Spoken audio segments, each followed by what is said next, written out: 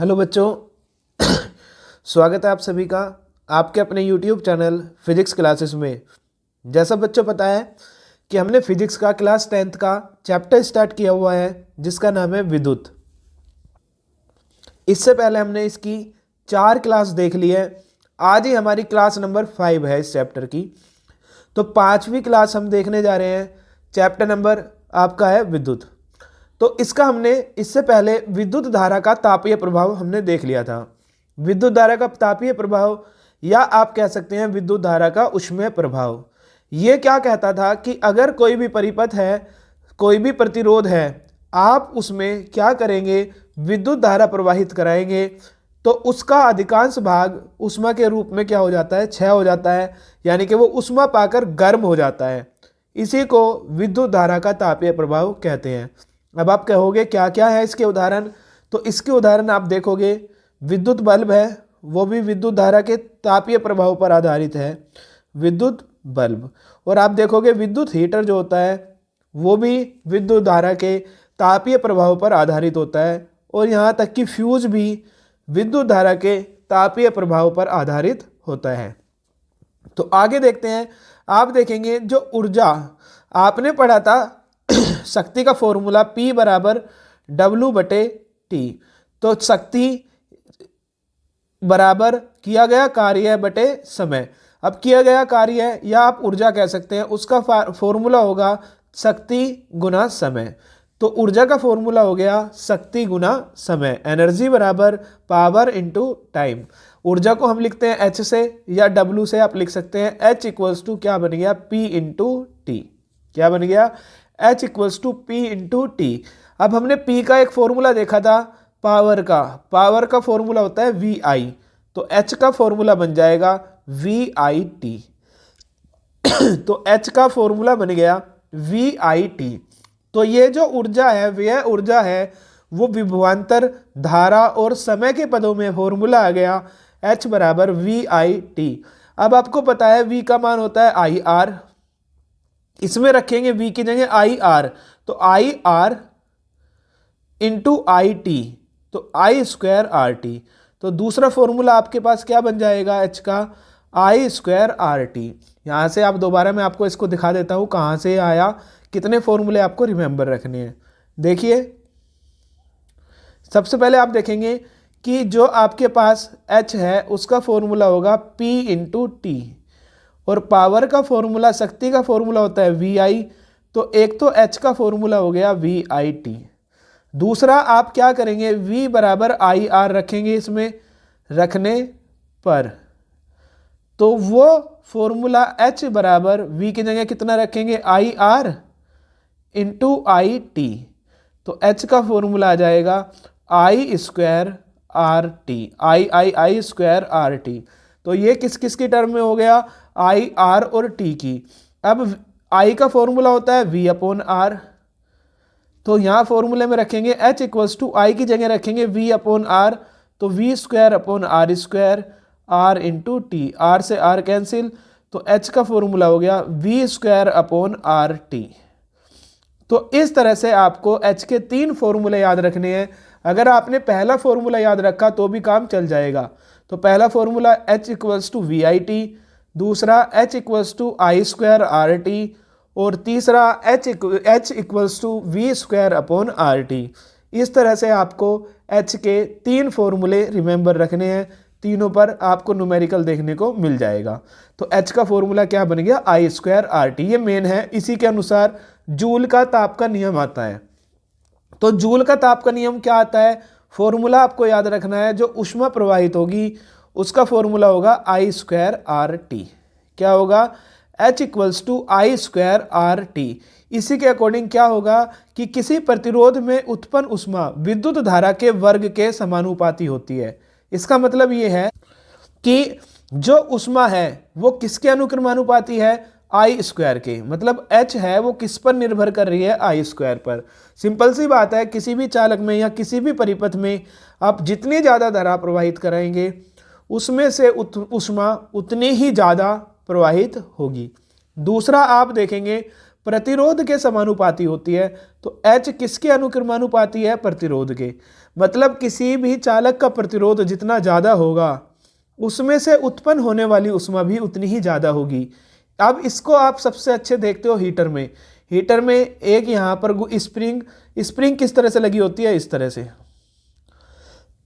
आपने देखा होगा इस तरह से हम तार को बहुत लंबा बनाते हैं। जो स्प्रिंग लगती है, जो फिलामेंट लगता है हीटर का, वो बहुत बड़ा बनाते हैं। उसका रीजन क्या होता है? लंबाई बढ़ने के साथ साथ उसका प्रतिरोध भी बढ़ जाता है, और जब प्रतिरोध बढ़ जाता है तो उसमें से निकलने वाली ऊष्मा भी बढ़ जाती है। तो R जिस प्रतिरोध यानी कि R किसी भी परिपथ का, किसी भी चालक का जितना ज़्यादा होगा उससे निकलने वाली ऊष्मा भी उतनी ही ज़्यादा होगी। और तीसरा है समय के अनुक्रमानुपाती होगा, H अनुक्रमानुपाती T। जितने ज़्यादा समय तक के लिए आप धारा को प्रवाहित कराएंगे उतनी ही ज़्यादा उसमें से ऊष्मा या हीट निकलेगी। तो इस नियम के अनुसार 3 पॉइंट आपको रिमेंबर रखने हैं। ये कैसे रिमेंबर रह सकते हैं? अगर आपको ये फॉर्मूला याद है तो आप तीनों को रिमेंबर रख सकते हो। ठीक है। अब तापन प्रभाव, जो विद्युत धारा का तापीय प्रभाव है, कहाँ कहाँ आप देखते हैं? आप देखते हैं हीटर में, प्रेस आदि में वांछनीय होता है, परंतु कंप्यूटर, मोबाइल आदि में अवांछनीय होता है। तो किस में वांछनीय है? हीटर और प्रेस में। लेकिन कंप्यूटर और मोबाइल में भी होता है, लेकिन वहाँ अवांछनीय होता है। विद्युत बल्ब में अधिकांशतः शक्ति ऊष्मा के रूप में प्रकट होती है तथा कुछ भाग प्रकाश के रूप में उत्सर्जित होता है। अगर आप बल्ब लें, उस बल्ब का लगभग 95% भाग किसके रूप में चला जाता है? ऊष्मा के। केवल 5% के आसपास ही हमें प्रकाश के रूप में मिल पाता है। बाकी सारा का सारा बल्ब क्या हो जाता है? हीट हो जाता है, यानी कि सारी की सारी ऊष्मा उसमें बेकार चली जाती है। उसके बाद विद्युत बल्ब का तंतु टंगस्टन का बना होता है। तो जो विद्युत बल्ब होगा, आपने देखा होगा इस तरह से जो विद्युत बल्ब होता है उसका जो ये तंतु होता है, ये किसका बना होता है? एक तत्व होता है टंगस्टन। ये क्वेश्चन भी पूछा जाता है। टंगस्टन का संकेत होता है W।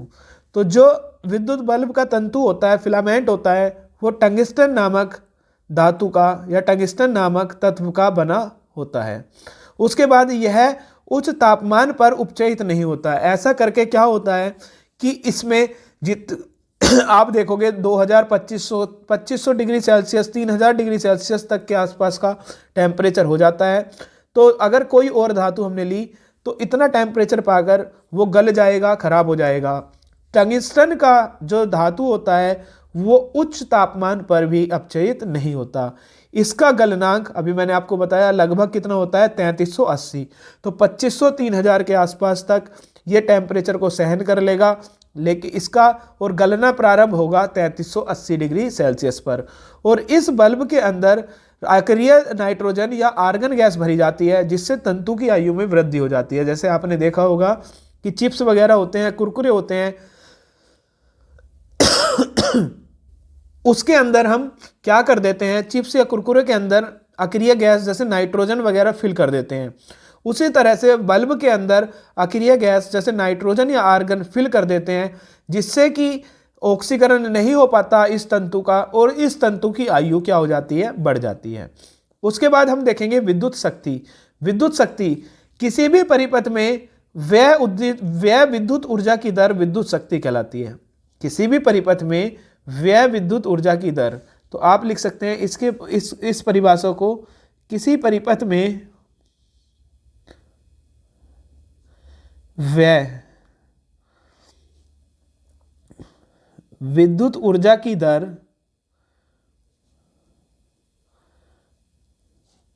विद्युत शक्ति कहलाती है। विद्युत शक्ति कहलाती है।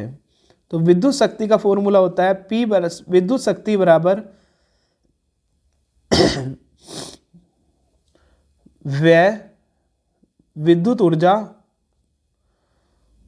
बटे समय अंतराल।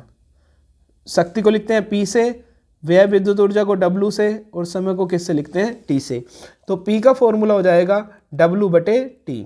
P क्या हो जाएगा आपके पास? W बटे T। अब आपने क्या देखा होगा? W का फॉर्मूला एक पढ़ा है VIT। W के या H के आपने 3 फॉर्मूले पढ़े हैं, एक VIT, एक I² RT और एक V square upon R T. तो इस तरह से जब आप P निकालेंगे, P का फॉर्मूला होता है W/T, यानी कि जो W के मान आए हैं इनमें सब में T से भाग कर देंगे। तो क्या बन जाएगा, पहला VI, दूसरा क्या बन जाएगा I²R, और तीसरा बन जाएगा V²/R। तो ये P के आपके पास फॉर्मूले आ जाएंगे। सबसे ज़्यादा ये आपको रिमेंबर रखना है, P बराबर VI। अब जो विद्युत शक्ति होती है, विद्युत शक्ति का मात्रक होता है जूल प्रति सेकंड, या दूसरा मात्रक इसका होता है, मात्रक क्या होता है, जूल प्रति सेकंड, या दूसरा मात्रक होता है इसका वाट। क्या होता है, वोट। तो जूल प्रति सेकंड या क्या होता है, वोट। इसको लिखते हैं हम P से। तो P के मैंने आपको ये फॉर्मूले बता दिए।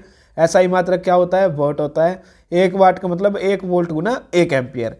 अब आप कुछ वैल्यूज की देखेंगे। एक चीज और देखना कि आप देखेंगे 1 किलोवाट, 1 किलोवाट में 1000 वाट होते हैं, या आप कह सकते हैं 10⁻³ वाट।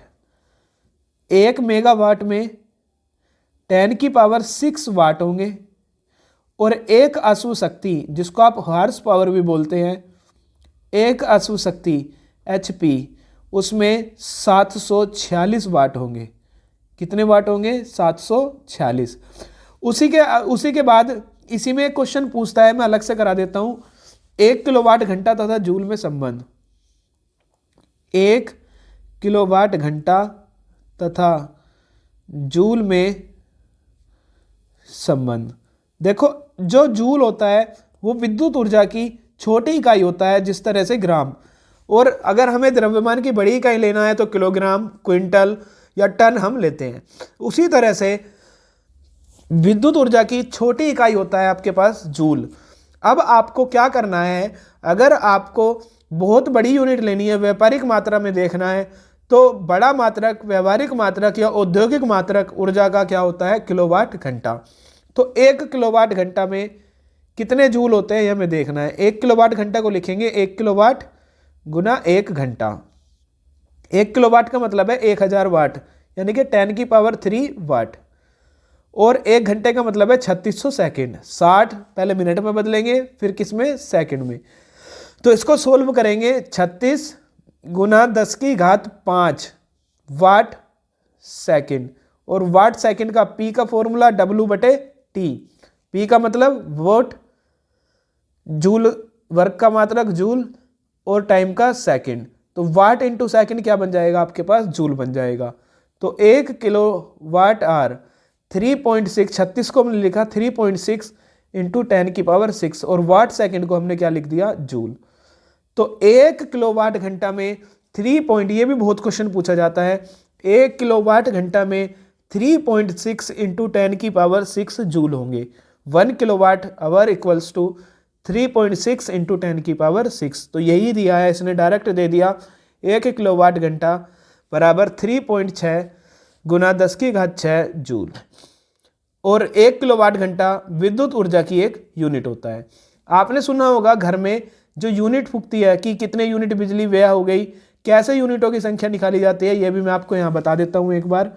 कि अगर आपको घरों में यूनिटों की संख्या निकालनी है, यूनिटों की संख्या, तो आप क्या कीजिए, यूनिटों की संख्या का फॉर्मूला होता है, जैसे बल्ब के लिए निकालना है तो देखिए बल्ब के पीछे लिखा होता है कितनी शक्ति है उसकी, कितने वाट का है, गुना 1 दिन में कितने घंटे चल रहा है, और 30 दिन, कितने दिन का बिल निकलता है, 30 दिन का, और उसको 1000 से क्या कर दीजिए, भाग। जैसे मैं आपको एक एग्जांपल बताऊं, आपके पास एक बल्ब है, बल्ब कितने वाट का होता है, 100 वाट का। कितने वाट का होता है, 100। तो यूनिटों की संख्या आपको निकालनी है, कितने आएंगे यूनिट, वाट गुना घंटा। मान लो 10 घंटे चल रहा है प्रत्येक दिन, और 30 दिन का आपको निकालना है, बटे 1000। 1 2 3, 1 2 3, तो कितनी यूनिट आ गई, 10 या 30। एक यूनिट का खर्चा 8 रुपये, 9 रुपये, 7 रुपये, 10 रुपये मान सकते हैं, ठीक है। जितना भी खर्चा होगा उसकी गुना और कर देंगे, तो टोटल आपका बिल निकल जाएगा कि कितना बिल आपका आता है। तो इस तरह से आप अपने घरों में जो बिल आता है उसको थोड़ा बहुत कैलकुलेट कर सकते हो। आप देखिए, सबसे पहले आप मान लीजिए फ्रिज चला रहे हैं, तो फ्रिज में देखिए कि सबसे पहले कितनी उसकी पावर है। सभी इंस्ट्रूमेंट सभी के पीछे लिखा होता है कितनी इसकी क्या है शक्ति है। देखिए कि आधा किलोवाट 500 वाट है, पता लग गया हमें बल्ब रेफ्रिजरेटर या फ्रिज 500 वाट का है। अब देखिए कि उसको मान लो आप एक दिन में 10 घंटे चला रहे हो। कितने घंटे चला रहे हो? 10। 30 दिन का बिल आता है तो कितने यूनिट खर्च होगी बटे 1000।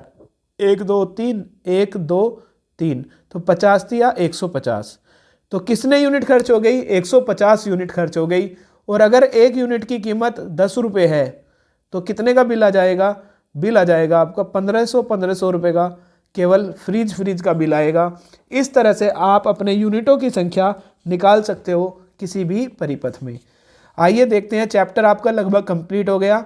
कुछ क्वेश्चन देख लेते हैं जो अभी छूटे हुए हैं, जो नहीं पढ़े आपने। ठीक है, उसके बाद देखिए बल्ब का तंतु उच्च गलनांक वाला क्यों होता है? तो बल्ब का जो तंतु होता है, जब बल्ब गर्म होता है, हीट देता है, तो उसका टेम्परेचर 2500 डिग्री सेल्सियस के आसपास तक चला जाता है। तो इसलिए जो तंतु बनाया जाता है वो बहुत उच्च गलनांक वाला बनाया जाएगा। अगर आप और ज़्यादा गलनांक वाला नहीं बनाएंगे तो वो जलने से पहले ही बल्ब क्या हो जाएगा? पिघल जाएगा। जो फिलामेंट है, तंतु है, वो क्या हो जाएगा? पिघल जाएगा। फ्यूज के तार विद्युत उपकरणों को कैसे बताते हैं? अब ये फ्यूज वाला टॉपिक कराऊंगा। ठीक है, 1 किलोवाट घंटा में कितने जूल होते हैं? तो अभी मैंने आपको बताया 3.6 × 10⁶ जूल होते हैं। उसके बाद पी, आई तथा वी में संबंध, तो पी का फॉर्मूला होता है वी आई, पी = वी आई। इस तरह से ये क्वेश्चन है आपके, आप कर सकते हो। और भी ये मैं करा चुका पहले ही आपको सारे क्वेश्चन। ठीक है, तो ये सारे क्वेश्चन मैं आपको करा चुका है यहाँ पर। जूल का विद्युत धारा का तापन नियम अभी मैंने आपको पढ़ाया। ठीक है, H = क्या होता है? I² RT।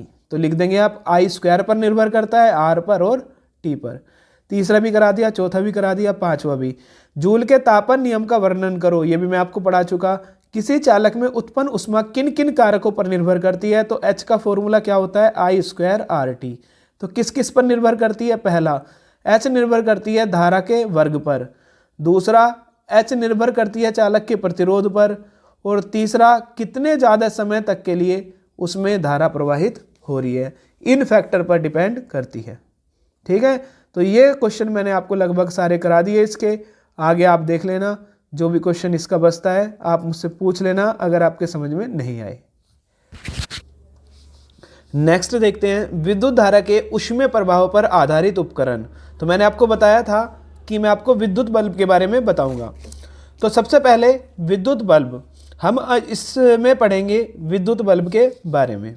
देखिए विद्युत बल्ब एक पढ़िए दोबारा। विद्युत बल्ब विद्युत धारा के ऊष्मीय प्रभाव पर आधारित है। तो मैंने आपको बताया जो बल्ब होता है वो विद्युत धारा के ऊष्मीय प्रभाव पर आधारित होता है। उसके बाद जब इसके तंतु में धारा प्रवाहित होती है तो वह गर्म हो जाता है। तो जैसे ही आप इसके फिलामेंट में या तंतु में धारा प्रवाहित करेंगे तो वो क्या हो जाएगा? गर्म हो जाएगा।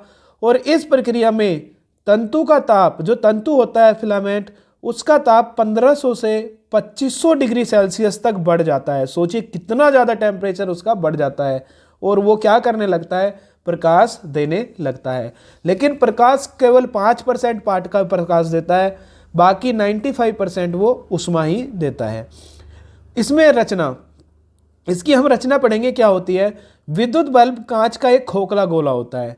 तो ये क्या होता है? कांच का एक खोखला गोला है जिसके अंदर की वायु को निकाल दिया गया और निकालकर निर्वात उत्पन्न कर देते हैं। बल्ब के ऊपरी भाग पर पीतल की एक टोपी चढ़ी रहती है जिसके दोनों ओर 2 पिनें लगी रहती हैं। टोपी के मुंह को चपड़ा कर सील बंद कर देते हैं। चपड़े में जस्ते के 2 टांके लगे होते हैं। अभी मैं आपको समझाऊंगा। टांकों का संबंध 2 मोटे तारों से होता है। ये तार एक कांच की नली में से होकर बल्ब के अंदर इस प्रकार ले जाए जाते हैं कि आपस में एक दूसरे को स्पर्श ना करें। इनके भीतरी सिरों के बीच टंगस्टन का एक बारीक तार जुड़ा होता है जिसे तंतु कहते हैं। तो आपको डायग्राम में दिख रहा होगा, यहाँ पर देखिए कांच का एक खोखला गोला है। ये क्या है? कांच का, आप देखेंगे ये कांच का एक खोखला गोला है। एक मिनट, ये जो आप देखेंगे ये कांच का एक क्या होता है? खोखला गोला। इसके अंदर की वायु को निकाल दिया और इसके अंदर क्या भर दिया? निर्वात। मतलब इसके अंदर की ऑक्सीजन को निकाल दिया गया। उसके बाद निर्वात उत्पन्न कर देते हैं। बल्ब के ऊपरी भाग पर पीतल की एक टोपी चढ़ी होती है। तो इस बल्ब के ऊपर के भाग पर आप देखेंगे कि पीतल की, ये आप देख रहे हैं, एक टोपी चढ़ी हुई है। इस पीतल की टोपी पर 2 पिन निकली हुई है। ठीक है, यही यहाँ पर लिखा हुआ है कि भाग पर पीतल की एक टोपी चढ़ी रहती है जिसके दोनों ओर 2 पिनें लगी होती हैं। तो इसके पास ये क्या है? पिन है। क्या है ये? पिन। और ये क्या है? पीतल की टोपी। पीतल की टोपी। आगे देखिए, टोपी के मुंह को चपड़ा भरकर सील बंद कर देते हैं। तो जो ये टोपी है इसके मुंह को क्या कर देते हैं? बंद कर देते हैं। चपड़े में जस्ते के 2 टांके लगे होते हैं। तो इसमें क्या होता है? जिंक या जस्ते के 2 टांके लगे होंगे। टांके का संबंध 2 मोटे तारों से होता है। तो इनको किससे कनेक्ट किया जाएगा? 2 मोटे तार से। ये तार एक कांच की नली में से होकर बल्ब के अंदर इस प्रकार ले जाए जाते हैं कि आपस में एक दूसरे को स्पर्श ना करें। तो आप देख रहे होंगे कि यहाँ पर तार को ले गए अंदर की तरफ, जिससे कि ये एक दूसरे को स्पर्श ना करें। इनके भीतरी सिरों के बीच टंगिस्टन का एक बारीक तार जुड़ा होता है। तो इसके बीच में टंगिस्टन का क्या होगा? एक बारीक तार जुड़ा होगा। टंगिस्टन जिसे क्या बोलते हैं? तंतु। तो ये क्या है आपके पास? आप यहाँ पर डायग्राम में देखिए, ये आपके पास क्या है? तंतु है। टंगिस्टन का गलनांक बहुत ऊंचा होता है। तो टंगिस्टन क्यों यूज करते हैं, ये भी क्वेश्चन यहाँ पर पूछा जाता है। तो जो टंगिस्टन होता है उस टंगिस्टन का गलनांक बहुत ऊंचा होता है, लगभग 3400 डिग्री सेल्सियस। और टेम्परेचर कितना पहुंच जाता है बल्ब का? 2500, 2600, 2700 डिग्री सेल्सियस तक पहुंच जाता है। अगर आप उससे नीचे का गलनांक का कोई धातु या कोई तत्व लेंगे तो वो क्या हो जाता है? बल्ब के 2400-2500 डिग्री सेल्सियस पर पहुंचने से पहले ही पिघल जाएगा और बल्ब प्रकाश नहीं देगा। अतः जब बल्ब तंतु में विद्युत धारा बहती है तो वह श्वेत तप्त व्हाइट हॉट होकर श्वेत प्रकाश देने लगता है। तो जैसे उसमें धारा प्रवाहित होगी तो वो क्या करने लगेगा? वो क्या देने लगेगा? वो देने लगेगा आपका क्या? प्रकाश। इस बल्ब में यह दोष है कि 2100 डिग्री सेल्सियस से ऊंचे ताप पर टंगिस्टन धीरे धीरे वाष्पित होकर बल्ब की दीवारों पर जम जाता है, जिससे बाहर आने वाला प्रकाश धुंधला हो जाता है। तो आपने देखा होगा जब टेम्परेचर ज़्यादा हो जाता है किसका? बल्ब के तंतु का, और वो कितना? 2100 डिग्री सेल्सियस से ज़्यादा। तो जैसे ही 2100 डिग्री सेल्सियस से ज़्यादा होगा तो क्या होता है कि जो बल्ब की दीवारें हैं उस दीवारों पर क्या हो जाता है कि टंगिस्टन वाष्पित होकर धीरे धीरे जम जाता है। आपने देखा होगा बल्ब यहाँ से फिर क्या कह देते हैं? खराब हो गया। अब बल्ब में निष्क्रिय गैस क्यों भरी जाती है? क्वेश्चन ये है कि हम निष्क्रिय गैस को क्यों भरते हैं बल्ब के अंदर। तो देखिए क्या रीजन है। साधारण व ये भी क्वेश्चन पूछते हैं कि बल्ब के अंदर निष्क्रिय गैस क्यों भरते हैं। ठीक है, तो साधारण व कम सामर्थ्य के बल्बों में निर्वात होता है। तो कम सामर्थ्य के जो बल्ब हैं उसके अंदर क्या होगा? निर्वात। परंतु ऊंची सामर्थ्य के बल्बों में कोई निष्क्रिय गैस जैसे नाइट्रोजन या आर्गन भरी होती है। तो जिसकी सामर्थ्य ऊंची होती है उसमें क्या किया जाता है? नाइट्रोजन या आर्गन कोई अक्रिय गैस भर देते हैं।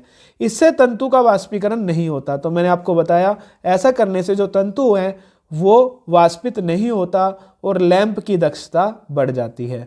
वैद्युत बल्ब में से वायु को निकाल देना आवश्यक है, अन्यथा तंतु गैस गर्म होने पर वायु की ऑक्सीजन से संयोग करके जल जाएगा। निष्क्रिय गैसों की उपस्थिति में ऐसा नहीं होता। तो अगर आपने वायु नहीं निकाली तो जो वायु होती है, ऑक्सीजन होती है, वो अभिक्रिया कर लेगी किससे? टंगिस्टन से, और उसको क्या कर देगी? जला देगी। ठीक है, अब गैस वाले बल्बों में तंतु को ये छोड़ दीजिए बस, बाकी आज देख लेना आप जो भी इसमें टॉपिक है। उसके बाद जो टॉपिक है आपका वो टॉपिक है फ्यूज। जो आपने देखा होगा घरों में जैसे इन्वर्टर के पीछे फ्यूज लगा होता है। जब कभी घरों में बिजली की डोरी के दोनों तार जहां पर उनका प्लास्टिक उतर गया हो एक दूसरे से छू जाते हैं, अथवा बिजली के बहुत उपकरण एक साथ चालू कर दिए जाते हैं, तब परिपथ का वैद्युत प्रतिरोध एकदम गिर जाता है तथा परिपथ में बहुत अधिक धारा बहती है। तो आपने देखा होगा कभी कभी क्या होता है, दो नंगे तार एक दूसरे से अगर छू जाए या बिजली के बहुत सारे उपकरण हैं वो एक साथ क्या कर दिए जाएं, चालू कर दिए जाएं। तो ऐसा करने से जो वैद्युत प्रतिरोध है वो एकदम कम हो जाएगा, और वैद्युत प्रतिरोध अगर कम हो गया तो परिपथ में धारा बहुत ज़्यादा बढ़ जाएगी। इससे इतनी अधिक ऊष्मा उत्पन्न होती है कि परिपथ के तारों में आग लग सकती है। तो ऐसा करने से अगर परिपथ का प्रतिरोध बहुत कम हो गया, धारा बहुत ज़्यादा बहने लगी, तो क्या होगा कि इतनी ज़्यादा विद्युत धारा के ऊष्मीय प्रभाव के कारण इतनी ज़्यादा विद्युत धारा बहेगी कि तार में आग लग सकती है। कभी कभी किसी उपकरण की खराबी के कारण भी उसमें बहुत अधिक धारा आ जाती है। तो कभी कभी कोई उपकरण है, टीवी है, फ्रिज है, वो खराब हो जाए और उसमें बहुत ज़्यादा धारा आने लगती है, जिससे जो उपकरण है वो जल सकता है। आपने देखा होगा कि कहते हैं कि बिजली बहुत तेज़ आ गई, लाइट तेज़ आ गई, जिससे आज बल्ब फूक गए, टीवी फूक गए। इस प्रकार के खतरों से बचने के लिए विभिन्न परिपथ की वायरिंग में फ्यूज तार लगाए जाते हैं। तो क्या होता है कि हमारे पास हमारे उपकरणों का नुकसान ना हो, हमें आर्थिक नुकसान ना हो, उससे बचने के लिए 1, 2, 5, 10 रुपए का फ्यूज तार लगा दिया जाता है। कीमत इसकी बहुत कम है, लेकिन ये इतना ज़्यादा काम करता है परिपथ में, इतना ज़्यादा काम करता है, हजारों लाख रुपए की चीज़ों को बचा सकता है जलने से।